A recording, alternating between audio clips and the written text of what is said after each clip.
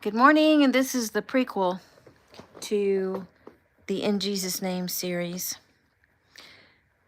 Messages from God, the Memoirs of Grandmaster Eric Kino. We are on chapter 5, Love Blooms and Replicates. Seconds after the fight in the lunchroom ended, everything was back to normal. Teachers came running to find a subdued group of teenagers milling around, eating their lunches, quiet talk interrupted by short bouts of laughter. Normal. I stood alone near the door, my eyes scanning the crowd for X, but neither he nor his friends were about. Needing to clear my head, I slipped out the side door of the lunchroom to the senior park. As I stood, leaning against a tree, realizing how badly I'd handled everything, I felt the presence of someone. I sensed no danger, so I ignored whoever it was until I felt a small touch on my arm, and I turned to find Anne standing beside me. Her blue eyes, fringed by the black lashes, were hypnotic, and she smiled at me with such a sweet smile that I believe my heart stuttered for a moment. And then she did the most incredible thing. She apologized. She apologized to me for the actions of her boyfriend. I felt immediately contrite. This sweet spirit had been witness to my dishonorable actions, and I felt shame and an immense need to make things right. So I then apologized to her. I told her I was sorry that she had to see the violence that had just taken place. I told her I was wrong in what I did and that I wished I'd done things differently. Being polite, she tried to give me a rationalization to excuse me by saying that she didn't think there was any other way to get through to X. We stood there quietly for several moments, staring into each other's eyes, and I couldn't help myself. I asked her a personal question. I asked her why she'd chosen X as her boyfriend. And she explained to me that he'd chosen her. That when this amazingly popular guy in school became interested in her back when they were juniors, she was amazed and even honored. He'd seemed so nice, and he'd seemed genuinely interested in her, and she couldn't help herself. She was seduced by the instant popularity it afforded her. Only during her senior year had she begun to realize just what kind of person he was, and that she didn't want to be associated with him. I could find no fault in this simple, honest explanation. I understood. I asked her why then was she still his girlfriend. She lowered her head as if ashamed and admitted to me that she'd become afraid of him. He was volatile, and she wasn't sure how he would handle her breaking up with him, and she simply didn't know how to go about it without fear of reprisal. And I also understood that. She just confirmed my earlier speculation that she stayed with him out of fear. I'd been in 6 classes with this girl all year and never actually spoken to her until now, yet I felt close to her, like we'd shared something profound. Even more, I felt an overwhelming need to protect her. Out of the blue, I made her a promise. This one, however, having learned my lesson with Kai, I made solemnly and with great focus. I told her that if she wanted to be free of her boyfriend, it would be her decision, not his, and not mine, but that if that was what she wanted, I could protect her. I would walk her to each class. I would accompany her to her locker or to lunch. I would walk her to her car after school or escort her home if needed. I would even teach her how to defend herself if she was interested in that type of thing. This was not such a grand gesture. I was fulfilling her need, yes, but I was also fulfilling my own need to protect, something innate in me from the beginning of my life, a desire strong in me that fueled me. Also, in complete honesty, I admit that I was attracted to this small, kind, beautiful girl and touched by her sweetness. There was clearly chemistry between us, and the male in me was definitely drawn to her. She took me up on my offer. Obviously, being in each other's company a large quantity of each day, her looking to me for protection and feeling safe with me, and then me giving in to the need to protect her, we became close. She became my first real love. So, this is one way in which the encounter I had with a bully in high school, though poorly executed, brought me something that would change my life, brought me love, and took me stumbling down a path that was meant to be. Another matter that was meant to be happened a few days after the fight. It was Sunday, and there was a knock on the door. My mother answered, and I remember hearing her speak to whomever was at the door and invite them inside. She came to my room and announced that I had visitors.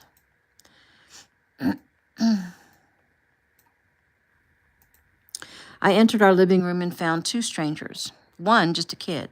I was a little wary. They were of Asian descent and both bowed to me. I returned the gesture.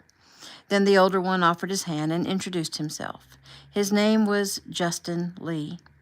He was 15 years old, a sophomore in another school. He and his younger brother Jason, who was only 6 years old, were cousins of Young. Though Justin didn't go to my high school, his family had told him what I'd done to defend his cousin's honor, and he'd come to thank me. I remember sighing and realizing that, again, I would need to expose my mistake. I needed to set them straight about what I'd done and why, for it would be incredibly dishonest to accept praise for such a dishonorable action. So I asked them to sit, went and asked my mother if she would mind preparing some sort of refreshment for my guests, and went back in to face the music. I told them the entire story, though it didn't do much to diminish my hero status in their eyes. They were more interested in my art, or actually, it was Master Wong's art with a few of my own variations. We spoke for a very long time about my art, about my reasons for coming to California, and about their reasons for coming to visit me. They wanted me to teach them. At first, I told them that they could come.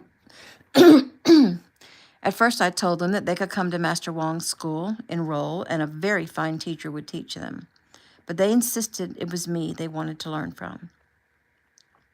I did teach at Master Wong's school, but it was only the young children. Now, this guy, close to my same age, was asking me to teach him. I felt humbled, and my first instinct was to decline.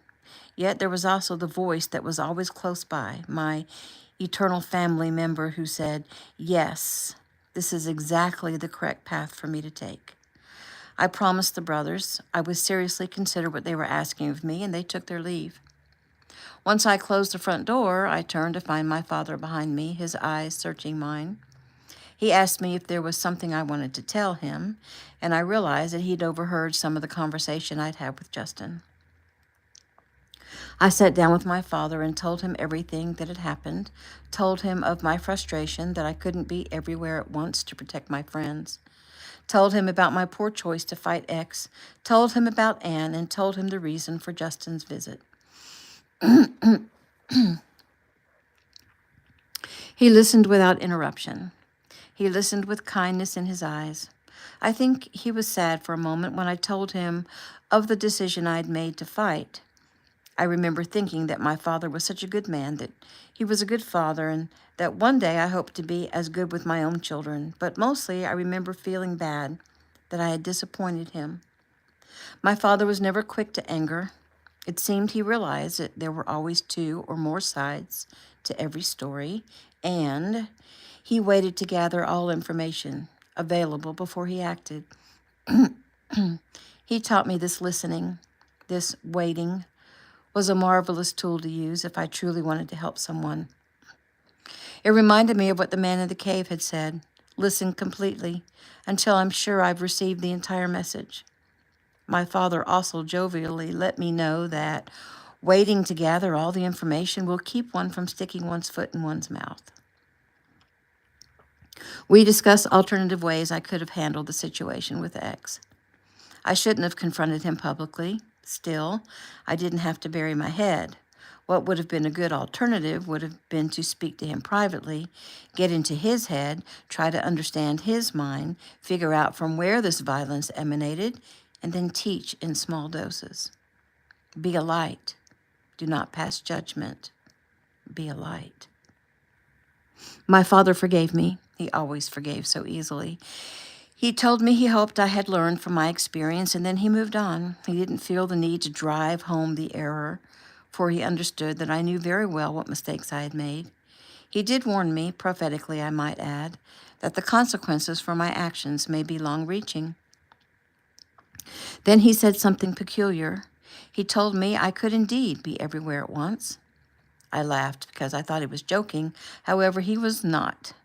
I told him I can't very well clone myself, and his answer was, "Can't you?" He reminded me that I once told a man who appeared to me in a cavern deep inside the earth that I wanted to dispel darkness and teach the world. He reminded me that this teaching the world was not just a whim, but a life path I'd chosen. And he reminded me that in 7 months' time I would be graduating from high school, and that a vague teach the world was not a clear enough goal. How was I going to teach the world? What was I going to teach the world? The man in the cave had said I should teach what I know. Well, I know martial arts. I know Wing Chun, I know Lua, I know Hapkido, I know Taekwondo, I know Kung Fu, Karate, Ninjutsu. I was extremely skilled with the knife, with bow staff, with a variety of swords, with nunchucks and more. My father told me that when I teach one other person the things that I know, there would be 2 of me. What about when I teach 20? And then what if those 20 each teach 20? I could indeed clone myself, and maybe all these trained warriors together could be a bright light for this world. However, he warned, I must be very careful and very specific in what I teach. Along with the martial arts skills, I must teach a way of life that encourages integrity and honor and love, kindness and compassion. For the martial skills I possess could be a problem in the hands of a dark soul. Though I cannot keep others from making dark choices, that is, choices that hurt other people, I can shine a light so bright that others will flock to that light and partake of it. I became excited about this new idea. I felt a surge of energy run through my body. My mind raced with the possibilities. Master Wong had taught me a mixture of many different arts, and I had ventured out to become skilled and still more on my own. I had already begun to develop my own style of martial arts, and so it came to be that I began to teach my new friend, Justin, and his little brother, Jason, in my own backyard, 2 days a week. This was a very formative time for me, for my art, and for a friendship forged in loyalty and honor. To this day, Justin and Jason Lee have stood by my side, through thick and thin, in love and dedication. They are true friends, and I can only strive to be equal to their honor. During the rest of my senior year, my days were full of teaching and learning. My evenings were full of long conversations with Anne, along with other expressions of a blossoming love. Luckily, my new best friend Justin and my best girl were also great friends. My little backyard school grew. By spring, I had close to 30 students. Soon I would graduate and start college, which meant my mother and father would sell the house we lived in and return to Hawaii. I'd had a difficult time deciding which college to attend. I knew I wanted 2 very different degrees. I wanted a business degree so that I would understand how to run a successful martial arts studio. However, I also wanted a degree in psychology. That stemmed from my father's idea that I should have tried to understand X's frame of mind and understand why he thought like he did. With a psychology degree, I could understand much more of how our minds and psyches work, not just to understand an enemy, but to understand my students and to understand how to go about helping someone. I'd come to realize something important. Our minds seem to be fragile. It seems that just one negative occurrence in one's life can scar someone forever, and I wanted to fix that. I would eventually learn that people identify with victimhood. We tend to grab a victim label and live that identity. We actually nurture our own scars. I spent most of my life helping my students to let go of being a victim, as we are only victims if we allow ourselves to be. It would be hard work going after both degrees. I earned a few academic scholarships. I took out student loans and applied for grants. I had also saved money I'd earned from teaching in my backyard. Though I'd never asked for payment, the very first week, Justin had handed me two $20 bills. Of course, I declined, but he insisted that my time was worth something. He and Jason each paid me $20 each week. As the class grew to 30 students, incredibly, I was raking in roughly $600 a week. And back then, this was unheard of, though my students never complained.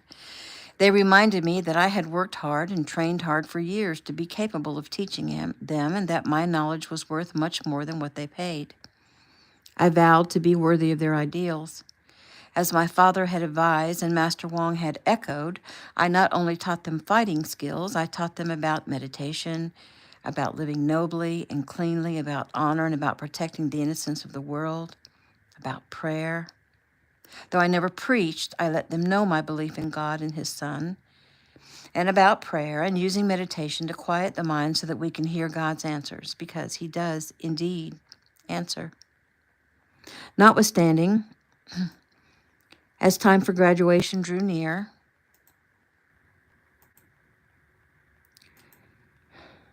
my parents would be selling our home, and I would be living in off-campus housing, and there would be no backyard for me to continue teaching.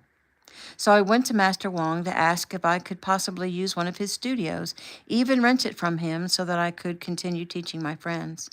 His answer shocked me at first, though later I would understand his wisdom. He pushed me out of the nest. He refused my use of his studios. Like a mother bird, he decided it was time for me to leave the comforts of the nest and fly. I can thankfully say I was not disrespectful to him, like I had been to my father 4 years earlier. I'd learned from that mistake. I merely nodded my head, offered Master Wong my gratitude, and went to pray and meditate on the matter. I asked for guidance and then used meditation to clear my mind so that I could clearly hear the answer. It came to me. It came to me in a rush of love and excitement. And I knew it was God speaking to me. I knew that it was indeed time for me to fly. I would go to school and work hard and learn. I would find a place, a garage, an old rundown building, somewhere to teach my students. I would decide once and for all which style I would teach. I would make a business plan. I would get a business loan, and I would do one more giant thing. I would ask Anne to marry me. Yes, we were young, and indeed I had quite a few things already on my plate. Still, I could not see being away from Anne. We'd been together almost every day since the day I fought X, and she'd broken up with him over the phone instead of in person because it seemed a safer thing to do. He'd tried to get to her a few times at school, but I was always nearby, and he knew it. He wrote her notes and letters trying to win her back, and we noticed him following us a few times, but we'd never had an encounter with him. We'd grown close, and we fell in love, and I didn't want to go away to college and leave her. She lived alone with her father in an upper middle-class home. Her mother had died from complications while giving birth to Anne, and I couldn't leave her, and so I proposed. All of these things going on at once, it could have been a daunting undertaking, but I was too excited, too filled with amazing positive energy to feel anything but happy. My parents sold the house and departed for Hawaii. As a graduation gift, they gave me a large portion of the profit from the sale of the house to help remodel my first studio. As a wedding gift, they brought Anne and I and Anne's father and a few of our friends back to Hawaii for a lovely wedding. My cousins fell in love with Anne, too. Once married, we moved into off-campus housing at USC. My students brought in more students through word of mouth. I went to school full-time, taught full-time, and loved Anne full-time. It was an amazing journey. There was a lot to do. And sometimes I think I taught in my sleep. But I gave it my all, especially when I learned the greatest news in the world. Anne was pregnant. Let's move on to chapter 6, Heaven Sent. Love, pure love, that was what was growing inside of my wife's body. Every time I looked at her, my heart leapt in joy, a kind of joy that I simply cannot describe. I could feel her love for our child. I could feel the love of the tiny life growing inside of her. It seemed she glowed with a light from heaven. Her body vibrated with joy and excitement, and so did mine. I tried to take in each moment and remember it and revel in it, from the first small swell of her abdomen as her body made room for the child growing inside, to the first flutter of movement. I pondered this phenomena for some time. Isn't it curious at how amazed we all are at that first flutter, that first time we feel the baby move, as if up until that moment, though we knew the baby was there, we didn't really believe there was a real person growing inside. The doctor told us it was so. My wife's body told us it was so. Yet we were not able to quite integrate that knowledge until we actually felt the proof of it through the reality of the physical world, through the sense of touch. I realized that was the way of humans in many things. Having knowledge of something is only one step toward evolution. Taking that knowledge and integrating it into our lives to a point where it actually changes our perception of things is the next level. Acting on that perception to better ourselves or the world around us is a true path. Take God as an example. We may believe in God and see many evidences in our lives that he exists, from a miracle of healing to the return of spring. Yet if he were to appear to us or send a messenger to appear to us, however that works, wouldn't we be amazed? Yes, we would. For though we believe he exists, we as humans have not really integrated that into our physical world. I would venture to say that not only would we be amazed, we may refuse to believe that we are seeing what we are seeing.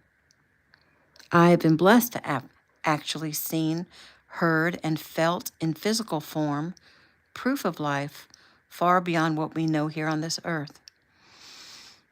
Not just proof of spirits that have once inhabited human bodies, but of a system of life that involves eternal families, evolution, and the actual growing of our eternal selves, increasing in knowledge and more. When we have been resurrected and live with our heavenly family, we will not be idle. We will continue to work at things, to learn, to grow, to create, to increase. As stated earlier in this book, the universe is always expanding. With all that I've been blessed to know, with all that I've learned, I was still absolutely amazed at the fluttering proof of life that I could feel as I placed my hand on my wife's taut abdomen. As I prayed and meditated about this realization, it came to me the utter importance of the tiny body growing and changing, which of course translates to the utter importance of our own physical bodies.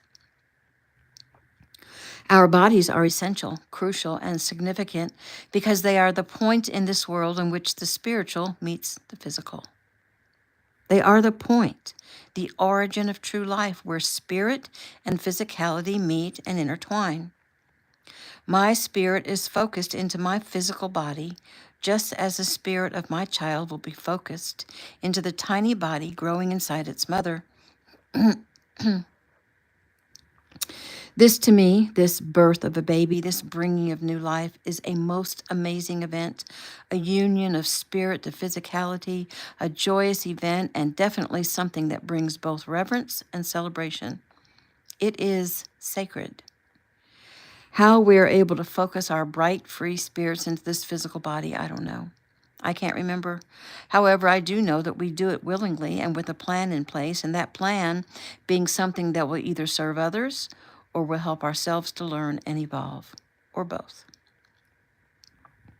How important, then, is it to take care of our physical bodies? How important that we feed and nourish, strengthen and fortify, tone, stretch, and purify our physical bodies?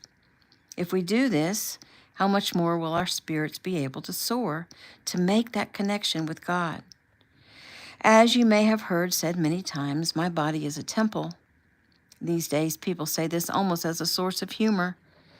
Notwithstanding, our bodies truly are temples for our spirits. And now I have to go back and place a caveat on what I just said.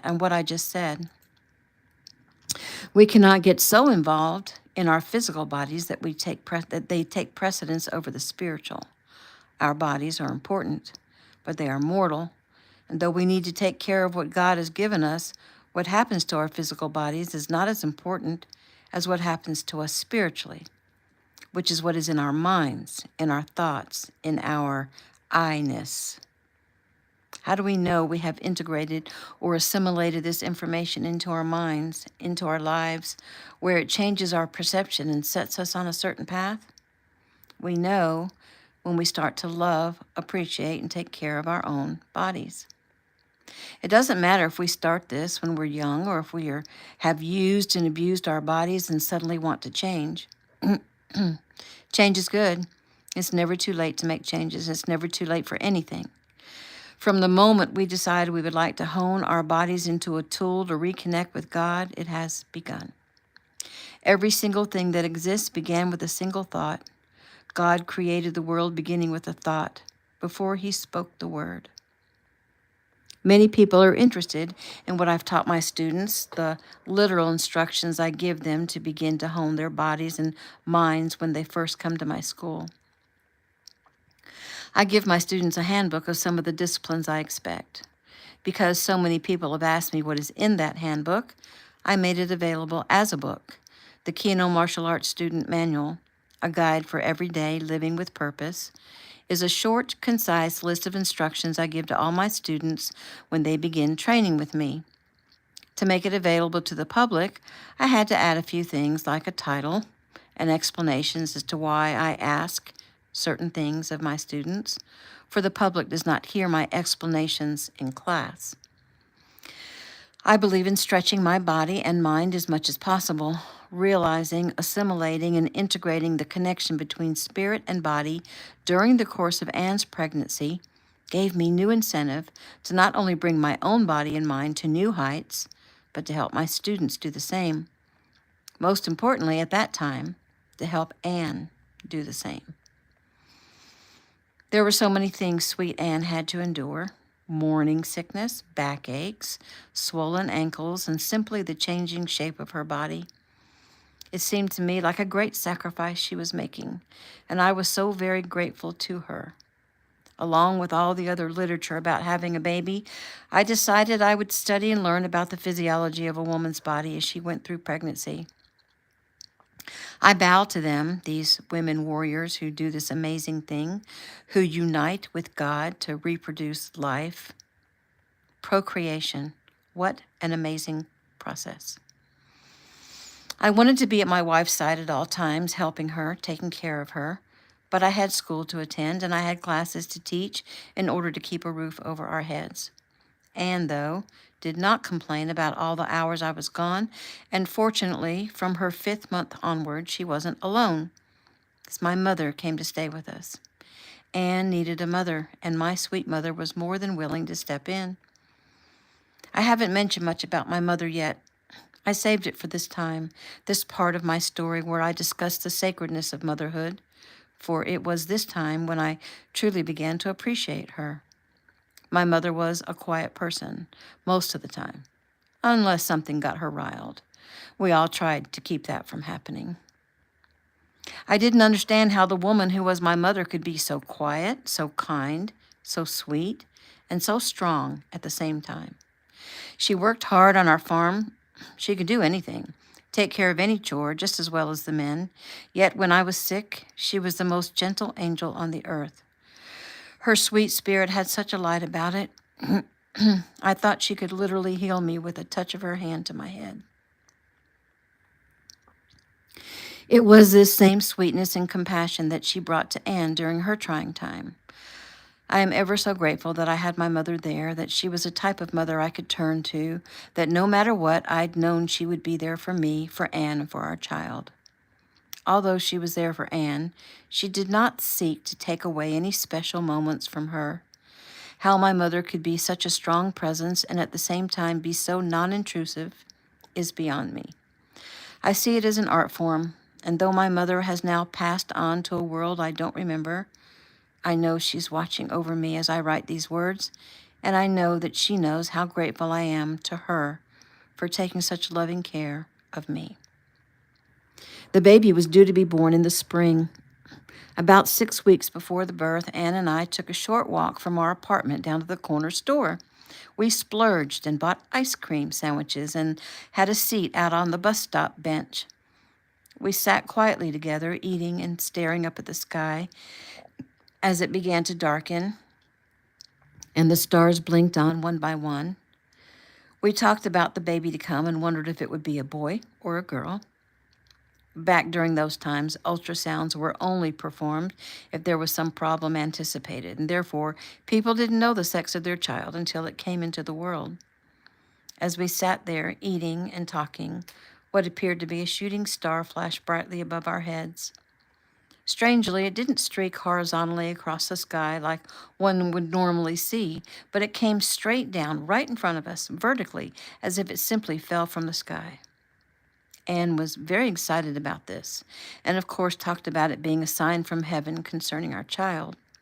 I was inclined to agree, because I felt a stirring in my heart, one I'd felt many times since my cave experience, one that usually meant I was about to receive a message. And I did. That night, I had a prophetic dream. I dreamed someone held up a newborn baby in front of me. It was a boy with a head full of thick black hair. However, there was a problem. The baby had a large, dark, bluish birthmark that covered almost his entire cheek. I was not one to judge others by their appearance. Still, as a new father, I didn't want my child to have a blemish that would make life difficult for him. I woke the next morning thinking about this and feeling a little ashamed that I was being shallow. The child in my dream was healthy and robust, and I needed to focus on that. I prayed and found the peace I needed, accepting that whatever came our way, we would handle it together with love.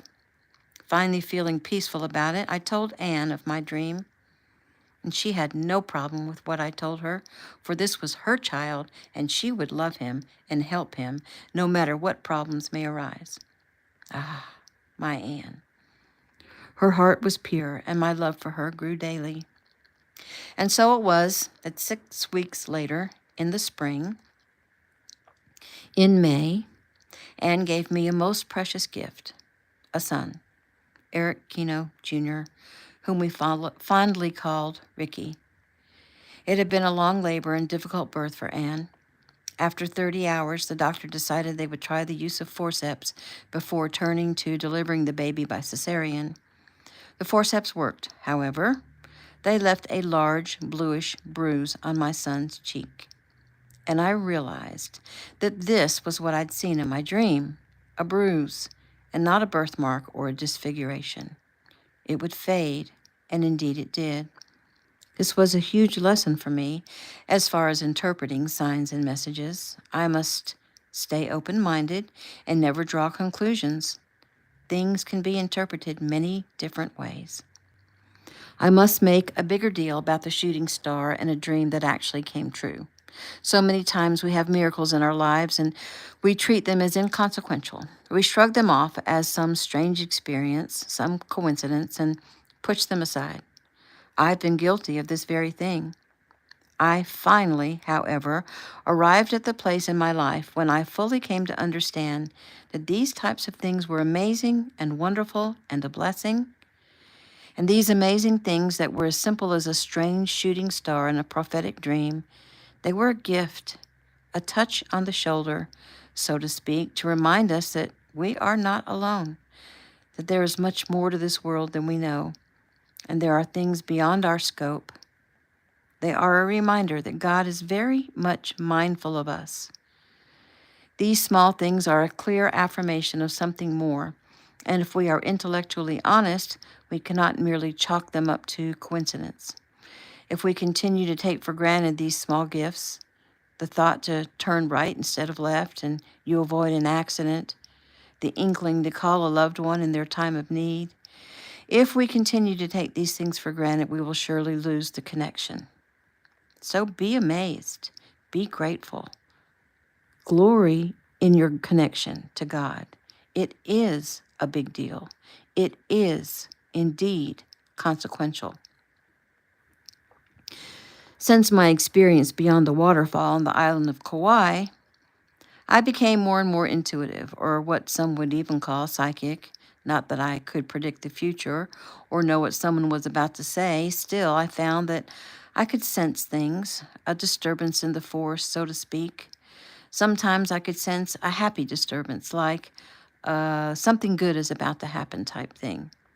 And sometimes I would sense something negative that I took as a warning.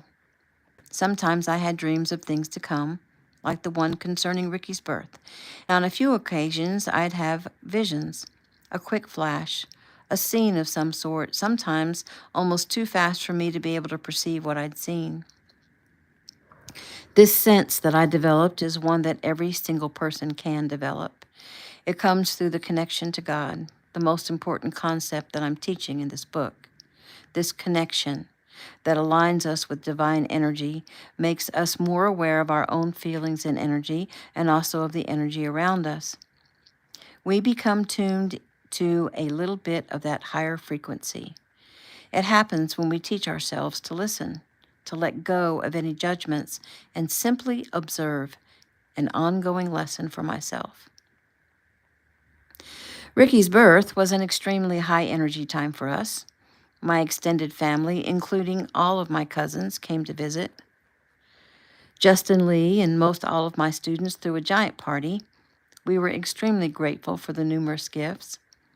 However, as family and friends converged on us with all of their well-intended advice on how to best raise a child, Anne and I began to feel uneasy. Many of these opinions of others were conflicting and contradictory. I tried to be humble and respectful. After all, I was quite young. What did I know? I tried to learn from those who were much older and therefore more experienced than I. Yet I felt troubled. Did I want to take this blank slate and mold him into a replica of myself? Is that the reason for bringing a child into this world? To make a little me? Of course, that could not be the reason. I knew that because I myself had chosen to come to the world with a specific plan to help others. What if my father had decided that was not to be my life?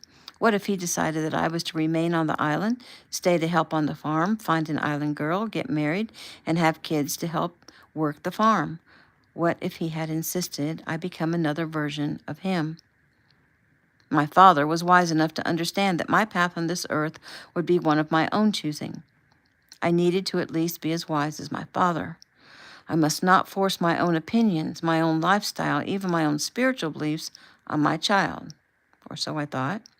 However, this made me feel stressed because I wanted to teach him to be like me, and I knew there was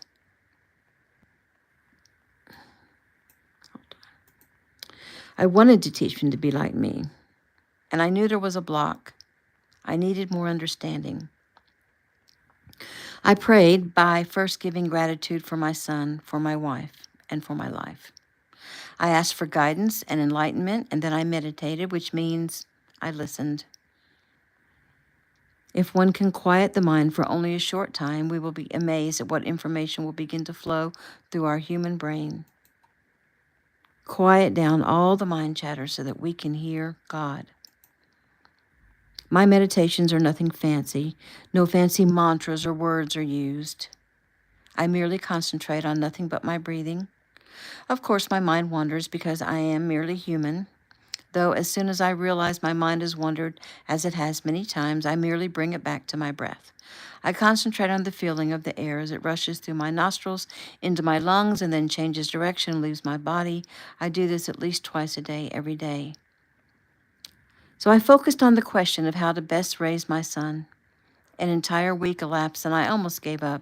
I began to believe that I lost my connection to both God and to the man in the cave, my eternal family member. I became frustrated, emotional, angry, and then repentant for the anger. I forgot about the original question, which was how do I let go and try not to push my own ideas onto my son, and became more concerned with not feeling connected to my God. It was when I had the thought, I don't care what you have to tell me, just tell me something, that finally I received an answer. When we let go of what we expect to hear and truly open our minds, that is when we allow our connection to God. The knowledge I sought came to me in a rush, as if it had been blocked up by a dam, and finally the dam released. Indeed, it had been blocked, and it was I who had built the dam. Of course, the dam consisted of my insistence that the answer that came to me was in compliance with what I wanted to hear. I thought I was being open-minded. I thought they would tell me that either I must not teach my child the things I know, or I must indeed teach him everything I know. I thought I was ready for either answer. However, the answer was much different. A scene rushed into my mind. My father and I conversed as we waited our turn to incarnate on this earth. I knew of his plan and he knew of my plan. We promised each other that we would do our best to follow the plans. I looked him in the eye and said solemnly, "I'm trusting you to take care of me." He nodded and hugged me, and we parted. Next, a word sounded loudly in my brain. That word is stewardship. We, as parents, are stewards. We are being trusted by the spirits we bring into the world to do right by them, to take care of them, to keep them from harm, to teach them what we have learned so that they can fly, and then to let them go. They are completely dependent on us to do that. Think about it. A spirit has made the choice, and yes, they must first choose, to come to earth, inherit a body, and experience an earthly existence. By the way, so when you hear someone complain, "I didn't ask to be born," you can tell them that indeed they did, they just don't remember. Anyway, what amazing things we choose, and for the parents, what a great responsibility. We are stewards. Once these words sounded in my brain, I saw another scene. It was of myself and a young man who looked very much like me, and a young woman. It was a young man who spoke. He said, "Okay now, I am trusting you to take care of me, to love me, to do your best by me. I will be completely dependent on you, so don't mess up." He laughed. He seemed to be quite jovial. "Don't drop me. Don't forget to feed me. Don't forget to hug me. Answer my questions. Give me your attention. Teach me how to get along in this earthly realm. And don't be angry with me when I mess up. And don't hurt me. Don't abuse me. I'm trusting you." I laughed when he told me not to drop him, but I took the rest seriously. I hugged him and promised I would do all the things he asked. And then I said one more thing to him. I said, "I swear to you that when you finally reach Earth, I will do my best to teach you everything I have learned, and then I will give you your freedom of choice to walk your own path." I opened my eyes. I can and should teach him everything I know, and then I must allow him to choose freely. It seemed so simple and clear.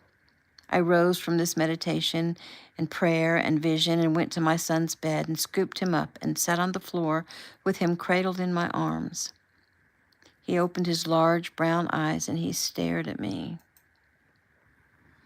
I felt as if he could see deep into my soul, and I felt the connection. I could almost remember the conversation we'd had in our pre-existent earth life. And I nodded at him, tears flowing, and renewed the promise I'd made him. And then he smiled. Life for my family and I seemed to be moving in hyperdrive. Things simply fell into place, and we were ever grateful for our many blessings. Ricky was a fast learner, almost as if he was in a hurry to get on top of mastering this thing called life. He walked by the time he was 9 months old, and as soon as he could walk, he began imitating my martial arts forms and my Tai Chi, which I'd added to my morning routine, to have something my wife could do and enjoy with me. By age 2, Ricky's hand-eye coordination was already astonishing, and I was trying very hard to be very objective. He was strong, and it seemed in complete control of his young body. He was flipping and turning cartwheels and working on very intricate kicking patterns. I had my business degree and was working on my doctorate in psychology. My martial art classes had grown beyond the capacity of the one studio, and so I branched out to have two more studios. Several of my original students were now black belts, a few second degree black belts, and completely worthy of teaching.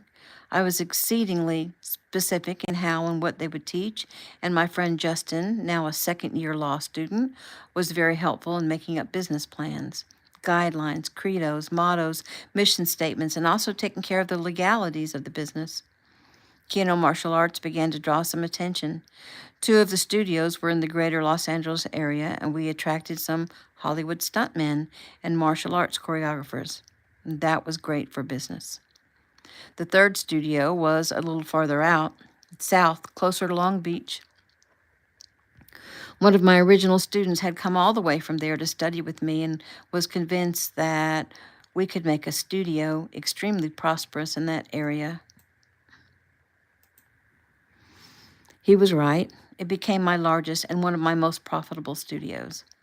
I began to make the studios a one-place shop for fitness and well-being, both physically and spiritually, a weight room and workout area, a spa area, meditation room, everything I could think of that would help a person to achieve oneness, and decided to help by designing special uniforms, t-shirts, and workout clothing that advertised our name and promoted our motto, which was, "Love is the base." I still taught in the original studio and made visits to the other two. Between school, business, and teaching, my time with my family became precious. They accompanied me whenever possible, especially when I traveled to visit the other studios. Anne was proud of what we'd accomplished so far and loved visiting the other studios, and my students treated her and Ricky like royalty, though she said that it was me the students were excited about seeing. I admit, I felt a great deal of respect and love from the patrons of Kino Martial Arts, and I returned that love. Anne and Ricky and I still lived in the little off-campus apartment we'd moved to when we were married. We'd begun to discuss the possibilities of buying a home, maybe a place near a park where Anne could take Ricky to play. We didn't want to stretch ourselves too thin. However, I wanted Anne to feel comfortable and happy. And though I was still in school, the business was doing well. We decided that if it were meant to be, it would be. We put it out there through prayer and meditation that if it were God's will, we would find a lovely home, one with space, one that would be good for Ricky, would have room for him to play, and maybe even enough room to invite our students to gatherings. We toyed with that idea a bit, with how much fun it would be to entertain our students in our home. And then we let it go. We reminded ourselves just how happy we already are and how grateful we are for what we already have. It was only a few months later that a couple who studied at the Long Beach studio invited us to their home for dinner. They were well-to-do, to put it mildly, and their home, located farther south, near Crystal Cove, was spectacular. They seemed extremely interested in our opinion of their home, which I thought was odd, though I found by the end of the evening what it had been all about. They were leaving the country. They were headed to Chile with a missionary group to work on numerous projects, including water shortage and soil erosion. Their reason for telling us this and inviting us to their home was to ask if we would consider house sitting while they were gone. It would be at least 2 years before they would come back. We would live rent-free in return for taking care of their home. How could we turn that down? Anne was ecstatic. First, the house had the ocean for a backyard, and the front drive was almost a mile long and wound its way through a lush green lawn. A stone path led from the front drive through that lawn to a fountain surrounded by flowers. As far as Anne was concerned, it was a fantasy land. As far as I was concerned, it was a blessing, for as you know, the ocean and I have a close relationship. The thought of getting to wake in the morning and fall asleep at night to the sound of the surf was heaven. The only drawback was the time I would have to put in driving to school and to the studios. Still, the time spent driving was worth every minute just to see Anne, so giddy with joy. Anne had never asked for anything. She supported me in all of my undertakings and never asked anything for herself. I would have supported her in anything she wanted to do. However, she always insisted that being my wife and being Ricky's mother was the most fulfilling vocation or calling she could ever ask for. She took her job seriously. Nothing was too much for her. She prepared natural, organic, homemade foods. She did arts and crafts with Ricky, took him on learning excursions. She was the epitome of motherly love. Everything was working out perfectly. So how did this good fortune come about? Did God grant our plea for a home? Was it what people call the law of attraction? Or was it, as many have accused me of, that I was just born lucky or born under a golden star? What if I told you it was none of these things and yet all of these things? That is really the way it is with most everything we think is fact or truth in this world. Nothing is really as it seems, and there is truth mixed with myth everywhere we look. I have learned much about asking God for things and about the law of attraction, and I will address what I've learned about these things in later chapters. For now, please know that we did not take these things for granted. We were grateful for every single thing, every blade of grass in that lush lawn, every wave that crashed on that shore, every meal, every smile, Ricky's laughter, and even every speck of dust that we routinely cleaned from the corners of that giant house. So very grateful. Once we moved into our new home, Anne thrived more than ever. We were only there 1 year when the owners called and told us there had been a change of plans. They were coming home early, but not to move back in. They intended to pack or sell or give away all of their belongings. They said they'd seen much poverty in the world, and they were changing their way of life, and much of that had to do with me and my martial arts classes that they'd attended. I didn't understand. I'd never spoken down to those who had much abundance or prosperity. They explained that I taught that different people have different paths to walk, and one of prosperity was a good position to be in, for it offered power and freedom to help others. Well, they had plenty of power to do just that, and they went off to help the people in Chile and fell in love with the simple, minimalist way of life. They said the prayer and meditation ritual they'd begun when they started my class had opened their eyes and their hearts, and they didn't want to be tied down to their home in California anymore. Instead, they wanted to buy it from them. They wanted us to buy it from them at a reasonable price and with reasonable payments, for they knew I was still in school and just starting out in the business world. Again, it was an offer I couldn't refuse. Our family was very blessed to have found these people. Sometimes I look back and think, if that one student of mine had not traveled from the area to study with me, and then he had not progressed so far as to qualify to teach, and then had he not convinced me that I could open a studio in that affluent area so that these people could come and learn, then we would not have had the offer to live in an amazing home. It was a light to me, a flicker, that I could see that maybe, just maybe, what I was doing really was starting to make a difference in the world. Maybe I am bringing light. Maybe I am helping others to awaken and to find their joy and their special path. It's not that I wasn't confident in what I was doing, but seeing it actually change lives, including mine, it was extremely heartening and encouraging. Once we had an empty home to work with, Anne's nesting instincts took over. And slowly over the next few years, she furnished and decorated our home. We enjoyed that home. We loved in that home, entertained our friends in that home, and watched our son grow and flourish. By the time Ricky was 5, I was close to getting my PhD in psychology. I had a dozen more schools, and business was thriving. Ricky had begun to attract attention from some of the Hollywood types that came to learn from me, and one of them came to me to ask if Ricky might be available to appear in a martial arts movie. Call me a doting father, but I felt the pride of a father whenever I watched Ricky perform in class, because he was good. He was a natural, and he hadn't at least as much an instinct for it as I did. His forms were perfect. His punches and kicks were powerful. Along with that, he was an appealing little boy with his longish hair and wide grin and bright eyes. At 5 years old, when he creased his brow into one of those Bruce Lee-type frowns and gave his loud ki, well, people couldn't help but smile. I imagine this is why they wanted him in the movie and why Anne and I gave our permission. He would be playing a minor role, the little brother of the lead, though that would be the last time he played an insignificant role. As many of you know, Ricky became a star almost overnight. However, these memoirs are not about his career, so I won't go into detail. I will say that our life became a balancing act between my schooling and Ricky's schooling, my teaching martial arts and Ricky's martial arts classes, Ricky's tournaments, which he'd become extremely interested in, and my coaching him, and getting him to and from the film sets. It was Anne who had to do most of the chauffeuring and accompanying since I was still in school. As I mentioned earlier, X, the bully from high school, had written Anne and I several threatening letters when we'd first graduated high school. Once Anne and I married and she became pregnant, the letters stopped. We'd mistakenly thought it was all over. He'd matured and moved on. However, the letters began again when Ricky was about 2 years of age.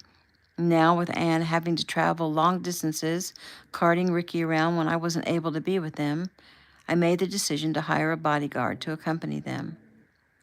This lasted for approximately 2 years. Nothing ever happened. By the time Ricky was 7, I finally obtained my PhD and was able to be with my family and protect them myself. We did not live in fear.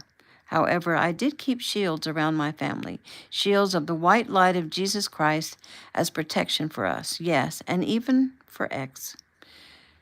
We sent him the light of Jesus, though we never told him that. He never knew on an earthly level. It would be up to that part of him that was in touch with God whether he accepted Jesus' light. In other areas, we were being blessed with much abundance. My business was flourishing. I don't tell you this to boast. It's more a public expression of gratitude. It is also a guide to help others to achieve their heart's desires. I'd opened several more studios, but that was nothing compared to how things were about to take off. One of my students came to ask me if I had ever thought about entering the MART. The MART is an acronym for Martial Arts Recruiting Tournament. Even way back then, it was a large nationwide competition and had been growing in popularity. It had begun to attract many big sponsors and had become a moneymaker. It was more a competition of the instructors than it was of the competitors themselves.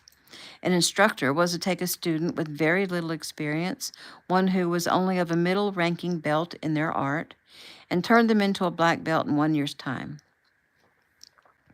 The student's success depended on their talent, their ability to learn, and their dedication, but mostly on their instructor. Of course, whoever won the MART, the school where they trained, received a great deal of publicity and honor, which increased enrollment and gave their business a giant lift. The first MART was actually exactly a competition between two rival schools to prove who had the better program and the better instructors. And since then, the MART had grown into a nationwide competition and would air on all the sports channels. It was a big deal. The competition took place every 2 years, and if I wanted to be a part of it, I would have to register before the end of May as an instructor for the MART. I had until the end of June to find a student, and then that June would be trained, and then that student would be trained for 1 year to compete the following June in the MART. At first, I thought I really didn't have time to do this, yet something in my gut told me it was something I needed to consider carefully. I discussed it with Anne and prayed and meditated on the matter, and several synchronistic manifestations came to me within a few days. I stopped to help a woman change a tire on the side of the road. We chatted as I changed her tire and discovered she was anxious because she was late for a meeting with some executives who were discussing sponsorship of the MART. A short time later, I drove past a local food mart that was in the middle of being remodeled, and the only part showing on their sign was a giant MART. The following day, I got held up at the copy and print department of a local office supply store because the woman in front of me was placing a large order for MART brochures. That night, as Anne and I sat out on our balcony discussing these synchronicities, I told her I think I would definitely consider entering the MART. And at that moment, a shooting star shot across the sky. And some people would think these are mere coincidences, but I had learned to not take these nods for granted. They were indeed God trying to tell me something, trying to get my attention, trying to answer my prayers. After that, I felt strongly that the mart was something I should do. My first student was a young teenage boy, and as you may know, I and the young man won the mart in that division. The following year, that was the first of 4 mart championships I would win. This first one, however, was one of the most important, for it catapulted Kino martial arts into the limelight. And from that win forward, we opened hundreds of studios across the country. Listening and responding with action to the nudges God gives us is essential to having our desires fulfilled and our prayers answered. This is one of the most important lessons I've learned. When pondering a plan of action, listen, observe everything, and then follow through. Participating in the mart was a big step for me and an opportunity for which I am grateful. I now had thousands of students. As they trained and grew to adulthood, some wanted to initiate their own studios using their own names, and naturally I encouraged them and supported them. I gave them certifications that they were instructors in the highest regard at Kino martial arts. We were not in competition. I felt proud of them as they went out and searched for their niche. I wanted them to succeed, much as a father would want their child to succeed, and definitely as Master Wong and my father had wanted me to succeed. There is no competition for abundance and prosperity. There's plenty for all in this universe. It would be easy for me to see students who branch off from Kino martial arts to do their own thing as a threat. Well, not easy for me, but easy for some business-minded folks. They might think that these people are making money off my brand and my name. They're using my reputation to prosper. I think these thoughts are based in fear. I do not fear their competition. I welcome it. I do not hope for their demise. I wish them success and prosperity, for to do otherwise surrounds the whole business with darkness and negativity. Kino martial arts was growing and prospering every day. Why would I not want to share that prosperity with the world? The only answer would be greed. I do not need or want all the money in the world. I only want to build a prosperous business that brings light and dispels darkness. How could my business do that if I forged it with greed and fear and wishing for others' misfortune? I believe in creating something of value, and there is no harm in asking value for value. In other words, there's no harm in asking for payment for what I provide. It is valuable. However, I do not need to feel like I'm in competition with any other similar business. There's plenty to go around. My only competition is with myself. To make myself and my schools better each day, to make them the best that I can make them.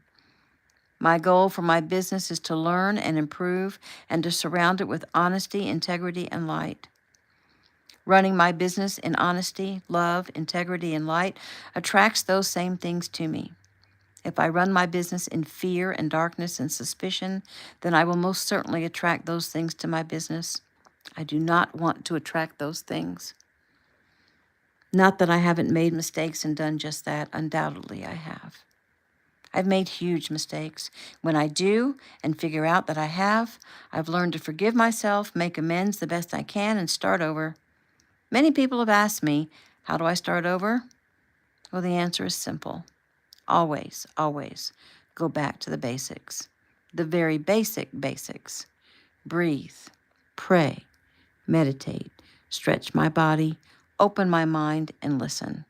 The answers will come. And that is the end of chapter 6.